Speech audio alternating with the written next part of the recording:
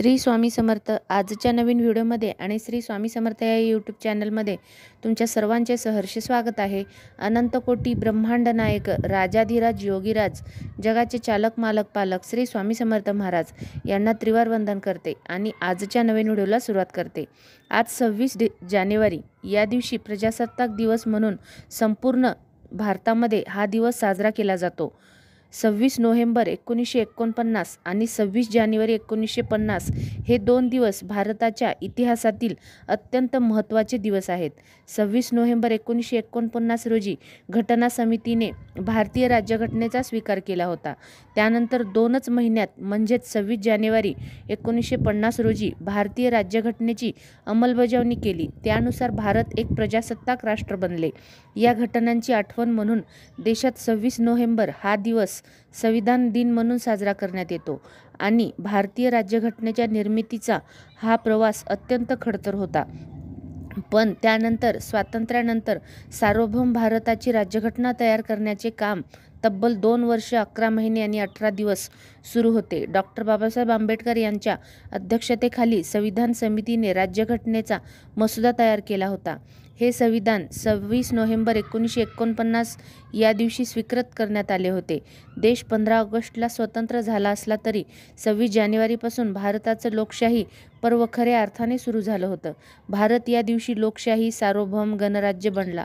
म्हणून हा दिवस प्रजासत्ताक दिन म्हणून आपण साजरा करत असतो. 26 जानेवारीला खूप महत्त्व आहे. या दिवशी नवी दिल्लीत भव्य परेड पाहायला मिळते. संपूर्ण जगाला भारत आपली ताकद दाखवत असतो. देशभरात देखील अनेक कार्यक्रमाचं आयोजन सुद्धा केलेलं असतं. असं संपूर्ण दिवसभर कार्यक्रम केलेले असतात. अशा या शुभ दिनी आज मी तुम्हाला श्री स्वामी समर्थ महाराजांचे स्वामी संदेश सांगणार आहे. आयुष्यात फक्त संघर्ष, हिंमत ठेवून लढाल तर यशस्वी व्हाल. परोपकारित जीवन जगण्याची संधी उपलब्ध करून देत असते. तो क्षण निस्वार्थ असेल तर तो अनुभूती सर्वश्रेष्ठ असते. जसं की आपल्याला सकाळी दररोज उठल्यानंतर फ्रेश वाटत असतं, खूप प्रसन्न वाटत असतं. पक्ष्यांची किलबिल, फुलांचा बहर, फुलांचा येणारा सुगंध, सूर्यांची किरणे या सगळ्यांची चाहूल आपल्याला क्षणाक्षणाला आपला मूड बदलत असते. प्रत्येक सकाळ ही आपल्याला काही ना काहीतरी देतच असते. आपलं मन प्रफुल्लित करत असते. हे जसे आपल्याला प्रकृतीत येणारे बदल आपल्याला अनुभव देत असतात. अनुभूती घेण्यासाठी आपण दररोज नवीन दिवसाची सुरुवात करायला हवी. सकाळी लवकर उठायला हवं आणि जर आपण लवकर उठलो तर आपलं आरोग्यसुद्धा चांगलं राहतं. तसं पाहिलं तर या जगात कुणीही परिपूर्ण नसते. प्रत्येकजण आपले आयुष्य घडवताना धडपडत तर असतेच. पुढे जाण्यासाठी तो काही ना काही करतच असतो. अशा वेळी सगळ्यांकडून सुरुवातीला चुका या होतच असतात. तेव्हा आपल्याला कुणीतरी मार्गदर्शन करणारं देखील नसतं. पण आपण योग्य मार्गदर्शन करायला हवं. कोणाचं तरी मार्गदर्शन घ्यायला हवं. आपणच आपल्या चुकातून, अनुभवातून शिकायचे असते की आपला विकास साधायचा असतो.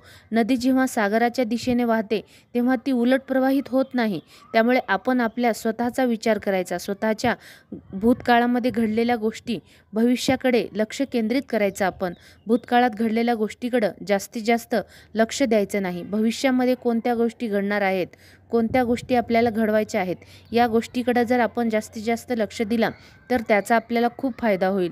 जीवनात कितीही चढ उतार आले तरी आपण स्थिर राहून स्वतःला स्वयंप्रेरणित करावे. आपले प्रत्येक पाऊल जड वाटत असले तरी न थांबता पुढे अखंड वाटचाल ठेवावी व ध्येयाचे शिखर गाठावे. आपल्या अपयशाच्या वेळी एवढेच लक्षात ठेवावे की झाडाची पाने दरवर्षी गळून पडतात व जेव्हा वसंत ऋतू येतो तेव्हा ते झाड पुन्हा एकदा बहरून जाते. अशा प्रकारे निसर्गामध्ये सुद्धा आपल्याला अनेक गोष्टी आहेत. निसर्गातून सुद्धा आपल्याला अनेक उदाहरणे आहेत की आपण त्या उदाहरणामधून काही ना काहीतरी शिकतो. म्हणून अशा प्रत्येक उदाहरणातून, प्रत्येक बारीक निरीक्षण करून आपण या गोष्टीतून काही ना काही शिकलं पाहिजे. जसं दिवसभर आपल्याला अनेक कल्पना सुचतात. काही कल्पना योग्य वाटतात तर काही आपल्याला त्या कल्पना नको वाटतात. म्हणून त्याकडे आपण दुर्लक्ष करायचे का?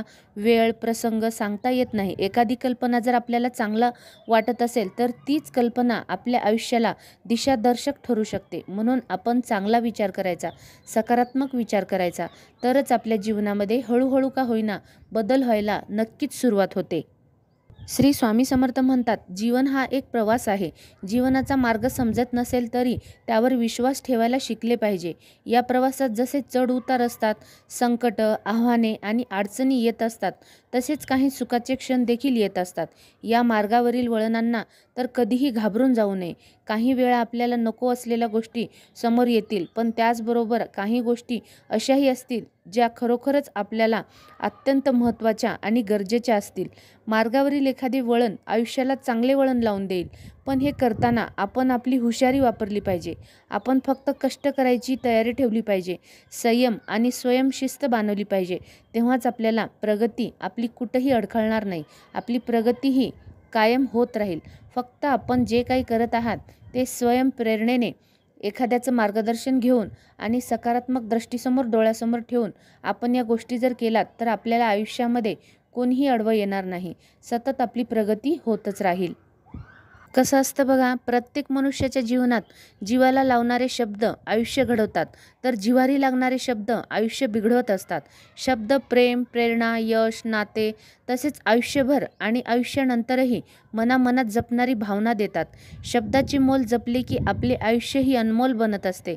या जगातील सर्वोत्तम व अनमोल भेट म्हणजे एखाद्याने आपल्याला आपल्या कठीण प्रसंगी दिलेला त्याचा बहुमूल्य वेळ व मानसिक आधार असतो.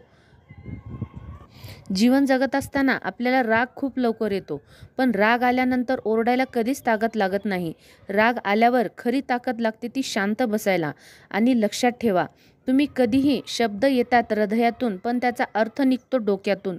गोड मध बनवणारी मधमाशीसुद्धा डंख मारू शकते, त्यामुळे खूप सावध राहा. अतिशय गोड बोलणारी माणसेसुद्धा घोर पीडा देऊन जातात. कर्मात गद्दारी, कार्यात बेईमानी, वागण्यात लाचारी, बोलण्यात लबाडी जी माणसं करतात ती माणसं आयुष्यात कधीच सुखी होऊ शकत नाहीत. हे वाक्य तुम्ही नेहमी लक्षात ठेवा. श्री स्वामी समर्थ म्हणत असतात, आयुष्यात एक वेळ सगळं काही पुन्हा मिळू शकतं, पण वेळेसोबत हरवलेले नातं आणि विश्वास पुन्हा मिळू शकत नाही. म्हणून तुम्ही आयुष्य जीवन जगत असताना चांगले कर्म करत राहा, कारण तुम्ही जर जसे वागलात तसं तुम्हाला त्याच्या व्याजासकट परत मिळणार आहे. म्हणून वागत असताना, कर्म करत असताना चांगले वागा. या दुनियामध्ये लोक प्रत्येकाला नावं ठेवत असतात. आपल्या सज्जनतेला असे समजतात की हे नेहमीच्या सामान्य जीवनातून सहज ह्यांना प्राप्ती झाली आहे, पण त्यांना हे माहीत नसते की आपण संघर्षाचा काळोख एकटे पार करून आलो आहोत. हे त्यांना कळत नसते. त्यांना सांगितलं तरी पण लक्षात येत नसते. त्यांना वाटत असते की यांना सहजच यश प्राप्त झालं आहे, पण तसं नसतं. खूप संघर्ष केल्यानंतर यश प्राप्त होत असते. आपल्या जीवनामध्ये आपण आटापिटा जे करतो, धडपड जे करतो, त्या धडपडातून आपण काहीतरी नवीन गोष्टी शिकत असतो आणि त्यातूनच आपल्याला यश मिळत असतं. पण या लोकांना असं वाटत असतं की यांना जीवनामध्ये सहज यश प्राप्त झालं आहे, पण या अशा लोकांकडं आपण बिलकुलही लक्ष द्यायचं नाही, ज्यामुळे आपली दुःख, भीती ही एका शक्तीत किंवा आत्मविश्वासात रूपांतरित झाली आहे. इतरांनी दिलेले त्रास, दुर्व्यवहार यांनी आपल्या वागण्याला मर्यादा आली आहे. जे घाव आपण सोचले आहेत, मनावर आले आहेत, त्यातूनच आपण शहाणपण शिकलो आहोत. आपल्याबद्दल जे वाईट विचार व्यक्त केले गेले आहेत, आता त्याचे आशीर्वाद बनले आहेत आणि लोकांना असे वाटते की त्यांच्या कृतीत वाईट परिणाम इतरांवर व्हावा. त्यामुळेच आपण देखील काळजीपूर्वक प्रत्येक कृती करावी आणि प्रत्येकाला चांगलेच आपण बोललं पाहिजे. आपण कोणाकडेही लक्ष न देता आपले कर्म आपण करत राहिलं पाहिजे. व्यवहारवादी दुनियेच्या बाजारामध्ये जेव्हा रक्ताच्या नात्यात व्यवहारवादी स्वार्थपणा डोकावतो व फायदा तोटा याचा मोजमाप होतो, फायदा तोटा आड येतो, तेव्हा रक्ताची नाती एकमेकापासून दुरावली जाते. तेव्हा माणसाला रक्ताच्या नात्यापेक्षा मांडलेली नाती ही कधीही अधिक जवळची आणि जिव्हाळ्याची व आपुलकीची वाटायला लागतात. आपलेपणाची जाणीव होऊन ती जवळची वाटतात. तेव्हा अशा नात्यांनी शरीराच्या इतर जखमा भरल्या जातात, पण मनावर झालेल्या असंख्य वार जोडलेल्या मानलेल्या नात्याच्या एका फुंकरीने बरे होतात आणि खरे रक्ताची असलेली नाते परके वाटायला लागतात व रक्ताच्या नात्यापेक्षा अधिक जवळची वाटायला लागतात.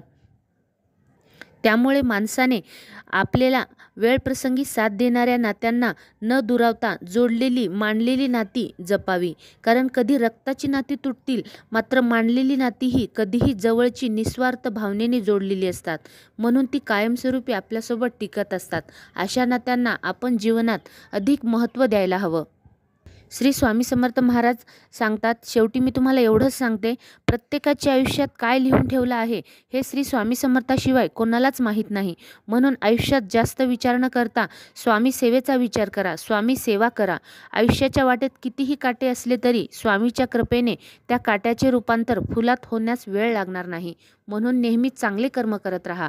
आजचा जर व्हिडिओ तुम्हाला आवडला तर लाईक, शेअर, सबस्क्राईब करायला विसरू नका. श्री स्वामी समर्थ. जय जय स्वामी समर्थ.